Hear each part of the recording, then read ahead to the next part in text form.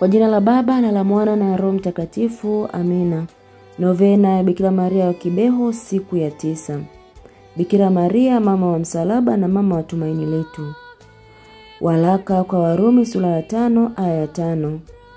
Tumaini halitayarishi kwa sababu upendo wa Mungu umemiminwa mioyoni mwetu kwa Roho Mtakatifu. Siku ya 9 katika safari ya novena yetu inatuleta kwenye kilele cha safari yetu. Tumeona Maria akitufundisha upendo, uvumilivu, toba, sala, amani na msamaha. Lakini leo tunamwona katika utukufu wake wa kipekee, mama wa tumaini lisilokufa. Katika ujumbe wa Kibeho, Bikira Maria alilia mara nyingi, na kilio chake hakikuwa cha kukata tamaa. Kilikuwa ni kilio cha mama anayeona hatari, lakini bado anaamini kwamba watoto wake wanaweza kuokolewa. Hilo ndilo tumaini la Maria. Tumaini linalozaliwa katikati ya maumivu, lakini linasimama kwa nguvu kuliko giza lolote. Tumaini la Maria linatuambia Mungu hafanyi kazi kwa haraka, lakini hafanyi kwa kosa.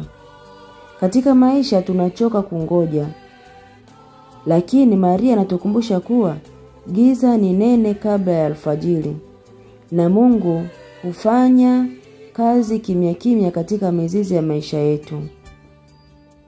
Katika ujumbe wa Kibeho anasema, nimekuja kuwapa tumaini jipya, msikate tamaa hata mtakaposikia mko peke yenu. Mtakatifu Yohane Paulo wa Pili alisema, Maria ndiye alama ya tumaini thabiti kwa taifa lolote la Mungu katika safari ya imani.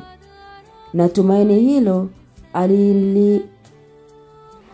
tumaini hilo alilokuja nalo Kibeho ni sawa na lile alilobeba kutoka Nazareti hadi Kalvari, tumaini ambalo halifi. Tuombe. Bikira Maria, mama wa Kibeho, mama wa tumaini lisilokoma, leo tumefika mwisho wa novena hii, tukiwa bado tunatambua kuwa hatuwezi kusimama bila msaada wako. Tupe moyo mpya, moyo wa matumaini, hata tunapoona giza nene mbele yetu. Mama, utuinue tunapoanguka, utufundishe kusubiri mapenzi ya Mungu bila kulalamika, na utuongoze tusiache kumwamini Yesu hata kwa sekunde moja. Utuweke chini ya mkono wako mtakatifu, utusaidie kwa neema yako ili nasi tuweze kumpenda mwanao katika hali zote. Tunaweka maisha yetu mikononi mwako, familia zetu na yote tunayotamani katika maisha yetu, tunaweka chini ya ulinzi wako wa kimama. Amina. Atukuzwe Baba na Mwana na Roho Mtakatifu, kama mwanzo na sasa na siku zote na milele. Amina.